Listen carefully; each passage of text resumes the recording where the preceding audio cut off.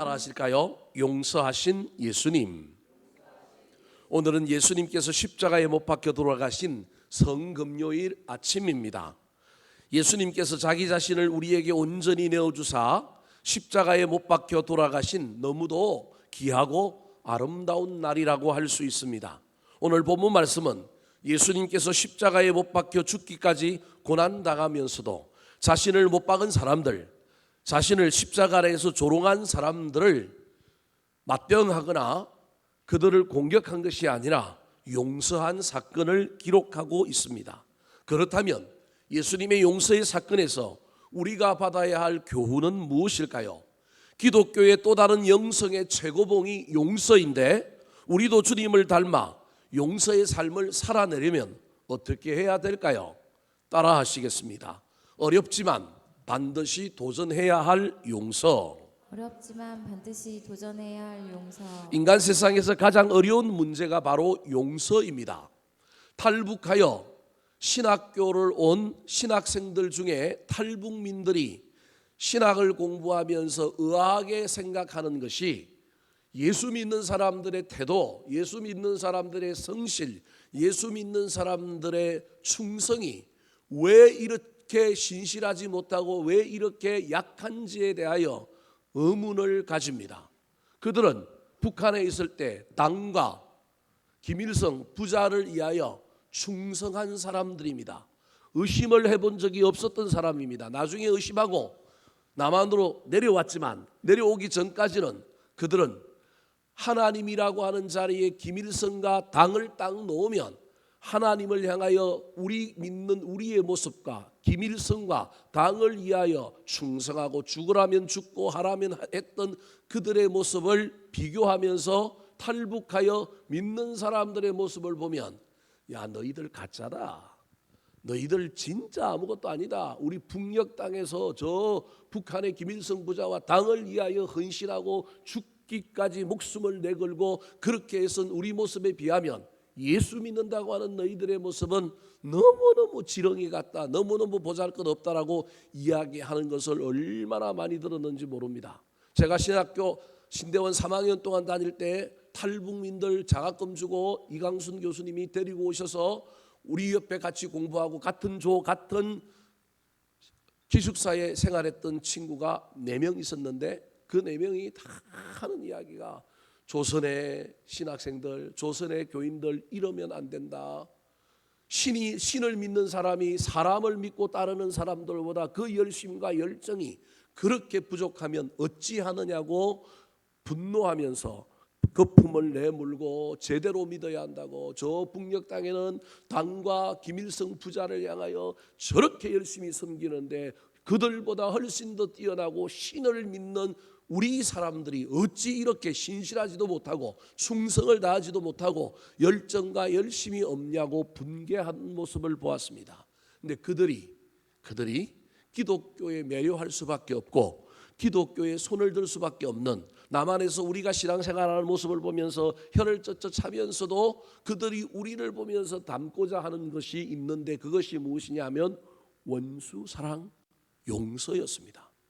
북녘 땅에서는 왼수는 죽여야 되는 대상이고 원수는 적개심의 대상이지 사랑의 대상이 아닙니다. 그들의 사전에는 용서가 없습니다.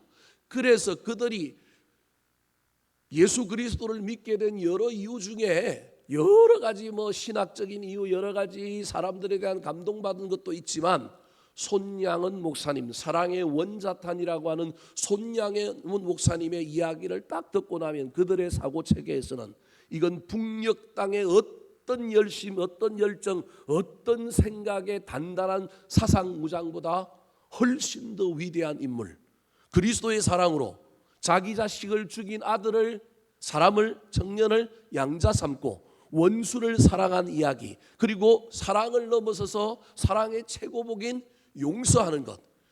여러분, 누구 용서하라고 하면 힘들지만 그래도 그 사람 뭐 해보라고 하면 할 수는 있느냐 하면 사랑하라고 하면 할 수는 있는데 용서하라고 하는 건 어렵단 말이에요. 그 이야기를 딱 만나면 이 탈북한 저 북한의 신학생들이 마음이 뒤집어집니다. 기독교가 최고다.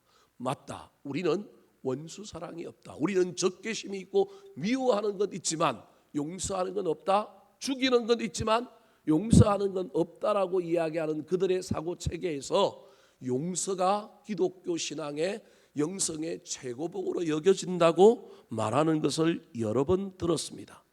사랑하는 성도 여러분, 인간이 가장 어려운 문제가 예수를 믿어도 용서하는 문제입니다. 그러므로 내가 누군가를 용서하는 체험을 했다고 하는 것은 기적을 체험하는 일이 되는 것입니다. 그래서 어떤 신학자는 그리스도인이 살아생전에 단 한 번이라도 용서를 경험하는 것은 신의 성품에 참여하는 놀라운 일이라고 말했습니다. 오늘 본문 말씀이 기록된 누가복음에는 예수님께서 십자가에 달려서 운명하시기 전에 제일 먼저 하신 말과 제일 나중에 한 말을 용서라고 하는 관점에서 기록해 놓고 있습니다. 십자가 위에서 한 가상칠언이 사복음서 전체로 이야기하면 누가복음에 나오는 용서에 대한 이야기가 첫 번째 말이고 마지막 말씀은 다 이루었다이지만 누가복음의 관점에서 보면 첫 번째 말도 여러분 용서고 마지막 말도 구원이지만 알고 보면 우편 강도를 뭐하고 있는 거예요? 용서하고 있는 이야기다. 예수님이 십자가에서 하신 일은 용서다. 십자가는 용서의 십자가다라고 하는 것을 알려준다는 것입니다. 34절과 오늘 본문의 마지막 43절 말씀을 읽어볼까요? 시작. 이에 예수께서 이르시되 아버지 저들을 사하여 주옵소서 자기들이 하는 것을 알지 못함이니이다 하시더라. 그들이 그의 옷을 나눠 제비 뽑을세 예수께서 이르시되 내가 진실로 내게 이르노니 오늘 내가 나와 함께 낙원에 있으리라 하시니라. 누가복음의 저자 누가는 십자가를 용서의 십자가로 34절과 43절 둘 다 이게 샌드위치 구조로 뭘 갖다 놓고 있느냐 하면 용서를 갖다 놓고 있는 거예요. 첫 번째는 용서고 마지막 절은 구원인 것 같지만 용서가 구원이다. 그래서 이 이야기는 용서라고 하는 샌드위치 두 장을 갖다 놓은 것이라고 그 유명한 월트 그루만이라고 하는 학자는 설명하고 있습니다. 서양 객언에 이런 말이 있습니다. 마지막 죽음의 순간이 그 삶을 가장 명확하게 설명한다. 그 사람이 누구였는지 그동안 살아온 것도 중요하지만 그 사람의 마지막 모습이 그 사람을 증명한다. 우리 예수님의 십자가는 용서의 십자가였습니다. 우리 예수님의 삶이 용서라고 하는 가장 최고봉 하이라이트에 있었음을 우리에게 보여주는 것입니다. 그러므로 인간은 죽으면서까지도 마지막까지도 도전해야 될 일이 무엇이냐 하면 용서라는 것입니다. 어렵습니다. 힘이 듭니다. 예수 믿어도 잘 되지 않는 것이 용서지만 예수님이 죽으면서까지 용서했다고 하는 이 사실은 저와 여러분이 죽기 전까지라도 한 번은 도전해봐야 할 일이 무엇이냐면 용서다. 특별히 마지막 순간에 저와 여러분이 남을 원망하고 불평하고 미워하고 분노하다가 죽지 말고 살아생전에 못한 용서 마지막 순간만이라도 다 용서하고 죽을 수 있었으면 좋겠습니다. 가장 복된 죽음이 될 것입니다. 예수를 믿고 구원받았다고 하는데 마지막 순간에 원망을 쏟아내고 미움을 쏟아내고 분노를 쏟아내고 죽는 사람 저는 임종예배 드리러 가서도 참 많이 봤습니다.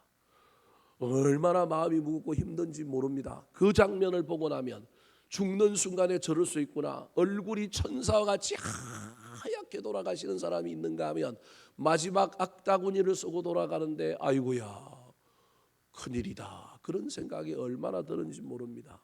남겨진 자녀들과 유족들을 위하여 그럼에도 불구하고 축복하고 돌아오지만 마음속 한켠에 의심과 한켠에 안타까움이 얼마나 묻어 있는지 모릅니다. 사랑하는 성도 여러분, 우리 인간이 죽기 전에 반드시 해야 할 최후의 사역이 용서라고 하는 사실을 기억했으면 좋겠습니다. 그것을 가르쳐 주기 위하여 우리 주님께서 다른 데서도 용서할 수 있었지만 십자가 위에서 제일 먼저 하신 말씀이 아버지 저들이 하는 것을 사하여 주옵소서 알지 못해서 합니다. 그렇게 기도하셨던 우리 주님의 십자가 위에서 제1성이 용서였다고 하는 사실을 잘 기억하여 우리 인생의 생애 가운데 저와 여러분도 용서를 함으로 말미암아 신의 성품에 참여할 뿐만 아니라 죽을 때, 죽기 전까지라도 저와 여러분이 할 수만 있다면 용서하며 남은 인생 잘 정리할 수 있게 되기를 우리 구주 예수 그리스도의 이름으로 축원합니다. 두 번째, 오늘 예수님의 용서 사건이 우리에게 주는 교훈은 무엇일까요? 따라 하시겠습니다. 기도의 능력을 입어야 가능한 용서. 기도의 능력을 입어야 가능한 용서. 용서는 정말로 어렵습니다. 차라리 용서하느니 봉사하겠다, 차라리 용서하느니 충성하겠다, 차라리 용서하느니 사랑하겠다. 용서와 사랑이 같은 계열인데도 불구하고 차라리 사랑하겠다, 용서는 못하겠다, 그렇게 말하는 사람들이 훨씬 더 많습니다. 정말로 용서는 어렵습니다. 우리의 힘과 능력으로는 결코 쉽지 않습니다. 그렇다면 이 용서를 어떻게 해야 할 수 있을까요? 그 비결이 무엇일까요?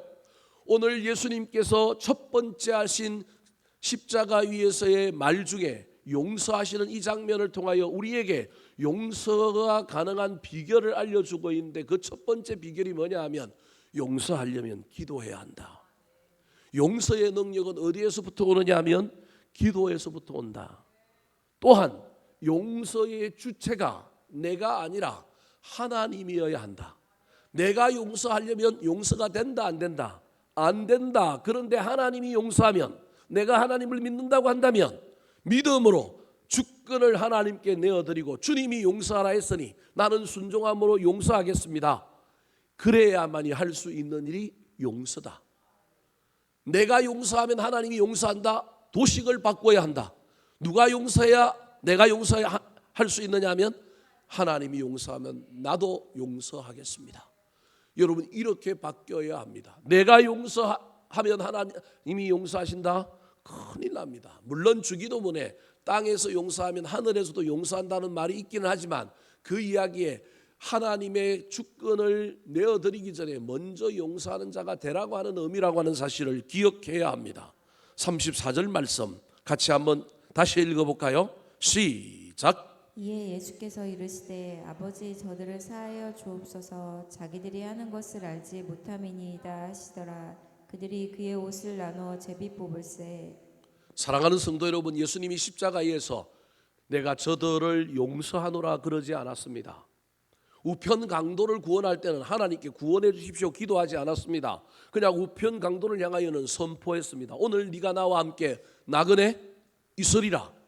저들을 용서하는 일도 내가 십자가에서 축도하듯이 내가 너희를 용서하노라 하면 되었는데, 우리 주님이 선포하지 않으시고 하나님께 중보함으로 기도하셨습니다. 아버지 저들을 사하여 주옵소서. 아버지가 사해 주어야만이 용서가 됩니다. 그런 표현입니다. 사랑하는 성도 여러분, 물리적으로 모든 대가를 치른 분은 예수님입니다. 예수님에게 무리들이 잘못했습니다. 군병들이 채찍으로 쳤습니다. 많은 사람들이 예수 그리스도를 죄인이라고 십자가에 달라고 했습니다. 그러므로 용서의 주체는 예수님인 것처럼 보입니다. 그런데 우리 주님이 내가 용서의 주체라고 말하지 않습니다. 용서의 주체는 내가 아니라 누구라고요? 하나님이다. 사랑하는 성도 여러분, 내가 하려면 힘들어서 못합니다. 믿음을 써야 합니다. 우리는 믿음 가지고 믿는 자이니, 우리는 하나님의 제자요 종이니, 서성이 주인이 하라고 하는 말의 명령에 순종해야 진짜 종이요 제자입니다. 그러므로 내 생각과 내 능력으로 용서하려고 하지 말고, 여러분, 아버지가 하라고 하면 싫지만 마음에 불편하지만 그럼에도 불구하고 아버지를 믿는 믿음으로 하나님 때문에, 예수님 때문에 용서할 수 있는 사람, 진정 믿음의 사람입니다. 이 도식을 바꾸려고 애를 쓰는 저와 여러분이 되었으면 좋겠습니다. 인간적인 내 생각으로는 갚아주고 저거 어떻게 해버리고 싶지만 주님께서 용서하라 품어라 그러시니 입술을 깨물고 나는 주님 믿는 자입니다. 난 주님의 명령에 순종하는 자입니다. 주님 하라시니 내가 마음을 바꾸겠습니다. 사랑하는 성도 여러분, 이 마음 가지고 주권을 주님께 올려드리고 기도함으로 말미암아 용서할 수 있는 능력을 얻었으면 좋겠습니다.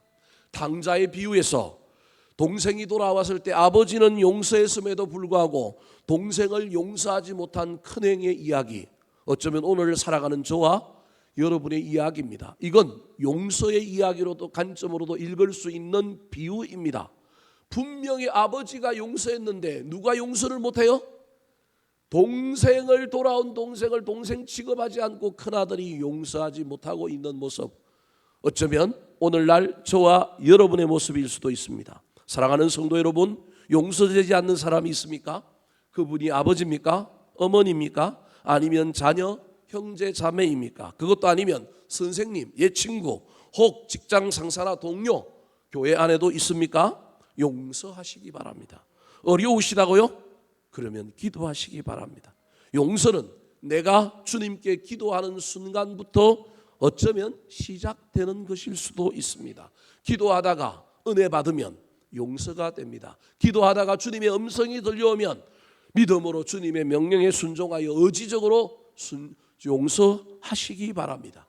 그때 놀라운 일이 일어나는 것을 경험하게 될 것입니다. 살아생전에 내가 누군가를 용서하는 그 놀라운 경험을 반드시 하는 저와 여러분이 되기를 예수님의 이름으로 축원합니다. 마지막입니다. 오늘 본문 말씀이 우리에게 주는 이 예수님의 용서 사건이 우리에게 주는 교훈은 무엇일까요? 따라 하시겠습니다. 상대방의 반응을 기대하지 않는 용서. 상대방의 반응을 기대하지 않는 용서. 예수님은 자신을 십자가에 못 박으려고 하는 자들, 쉽게 말하면 원수들을 먼저 용서하셨습니다. 잘못이 없음에도, 상대방이 잘못했음에도 불구하고 먼저 그들을 용서했습니다. 여러분, 그러면 저 사람들이 좀 바뀌어야 하지 않겠습니까? 저 사람들이 좀 달라져야 하지 않겠습니까?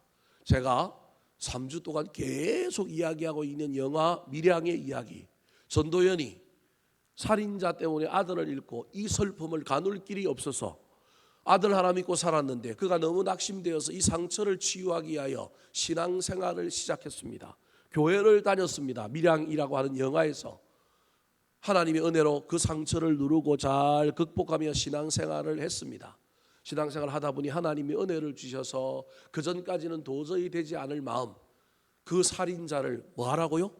용서하라고 하는 하나님의 음성이 그 마음속에 들어오기 시작하여 주저주저 하다가 가려고 하다가 안 되다가 마음을 고쳐먹고 용기를 내어서 감옥으로 찾아가서 이 살인자를 뭐 하려고요? 용서하려고 결심을 하시고 딱 면회를 신청했는데 면회장에 나타난 이 살인자가 뭐라고 얘기합니까? 내가 감옥에서 누굴 만났다고요? 하나님을 만났대요. 근데 그 다음 말이 가관입니다.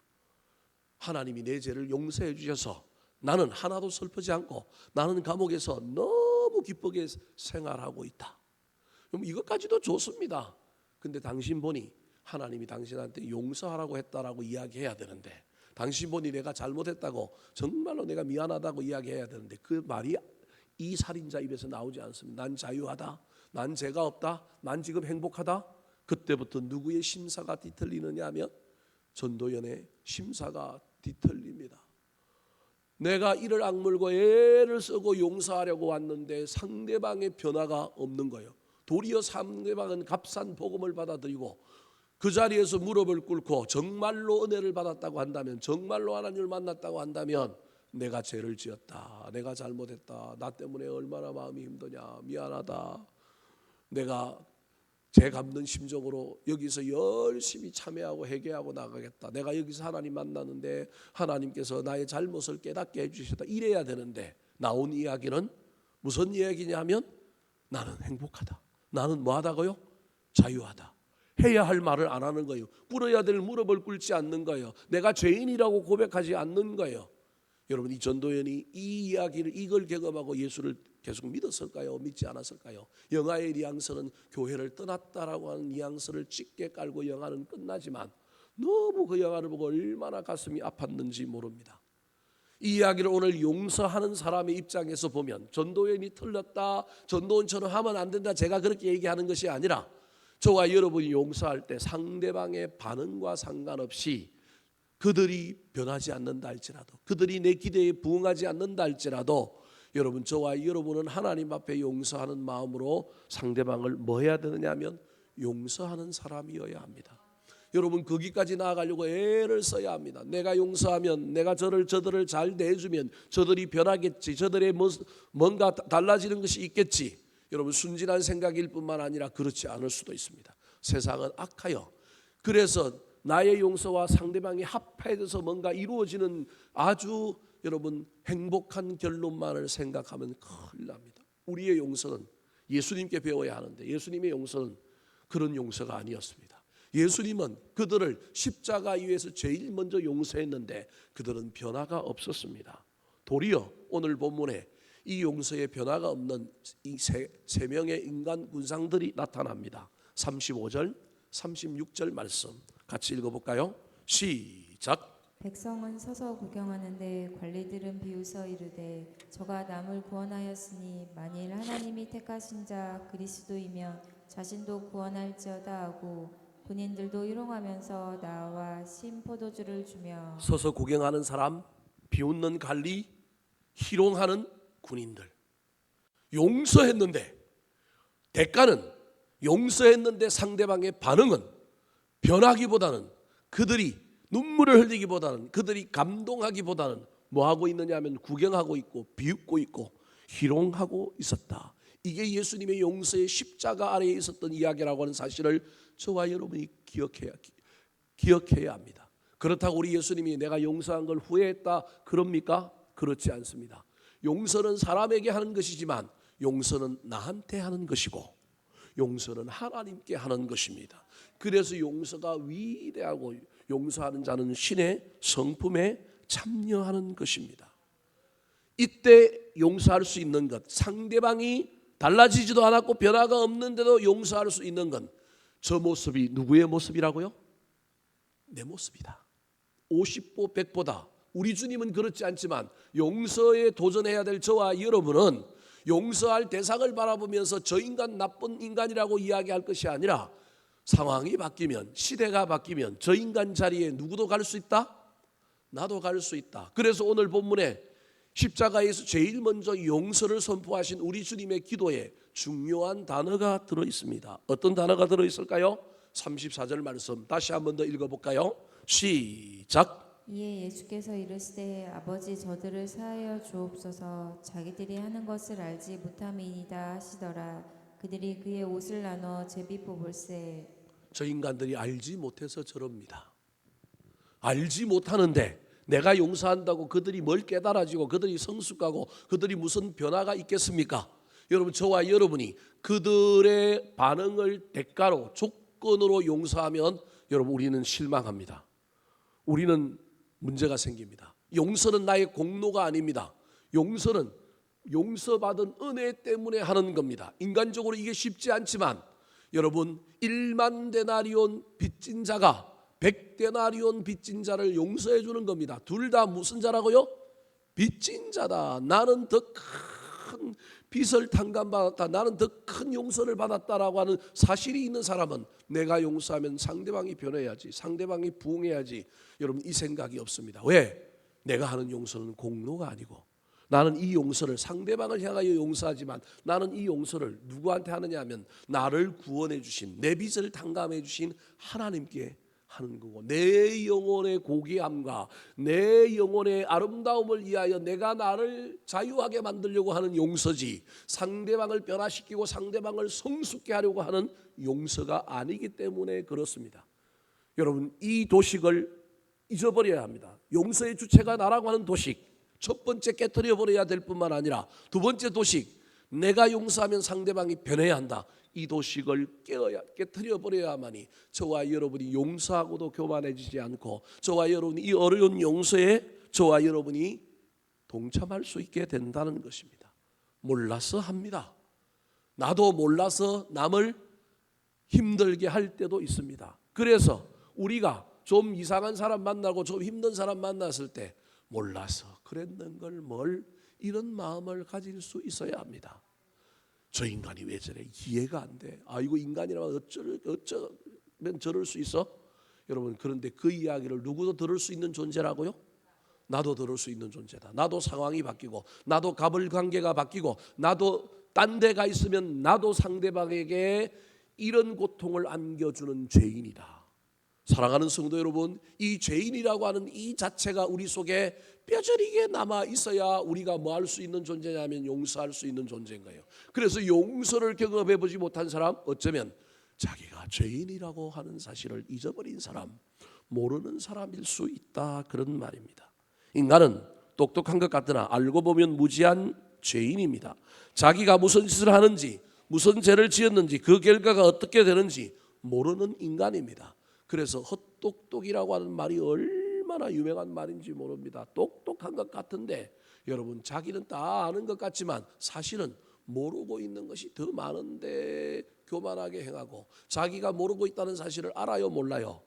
모르는 거예요. 남은 아는데 누구는 몰라요? 자기는 몰라요. 이럴 정도로 우리 인간이 이런 무지한 자다, 죄인이다. 그래서 남이 그런 오류에 빠져 있는 걸 보고 비난하거나 그 사람을 정죄하지 말고, 몰라서 그랬는 걸 나도 옛날에 그랬고 앞으로 나도 그럴 텐데, 내가 저 사람 용서해 주면 딴 사람이 내가 그럴 때 뭐 해주면 좋겠다? 용서해 주면 좋겠다. 그 마음으로 용서에 도전할 수 있는 저와 여러분이 되었으면 좋겠습니다. 말씀을 마치려고 합니다. 사랑하는 성도 여러분, 십자가 위에서 우리 주님이 딴 것 하지 않고 용서했다고 하는 사실을 잘 기억하시기 바랍니다. 십자가 위에서도 용서하고 십자가 위에서도 구원하셨습니다. 이것이 저와 여러분의 인생의 최고의 목표다. 내가 살아가면서 자녀들도 키우고 돈도 벌고 우리 인생에 자아도 실현하며 여러 가지 일들을 하며 살아가지만 내 인생에 빠뜨리면 안 되는 두 가지, 살아있을 때든지 죽을 때든지 해야 될 두 가지, 용서하는 일과 구원하는 일이다. 잘 기억하셔서 이 두 가지를 저와 여러분이 할 수 있었으면 좋겠고, 어려운 용서지만 죽을 때라도 저와 여러분이 할 수만 있다면 분노를 쏟아내고 원망을 쏟아내고 다른 사람을 미워하다가 악을 쓰며 죽지 마시고, 할 수만 있다면 마음이 너그러워지고 마음의 품이 넓어져서 그렇게 나를 힘들게 한 사람, 그렇게 나한테 잘못한 사람도 용서할 수 있는 저와 여러분이 되기를 우리 구주 예수 그리스도의 이름으로 축원합니다. 한번 따라 하실까요? 용서하신 예수님, 용서하신 예수님, 어렵지만 반드시 도전해야 할 용서, 어렵지만 반드시 도전해야 할 용서, 기도의 능력을 입어야 가능한 용서, 기도의 능력을 입어야 가능한 상대의 용서, 반응을 기대하지 않는 용서, 상대의 반응을 기대하지 않는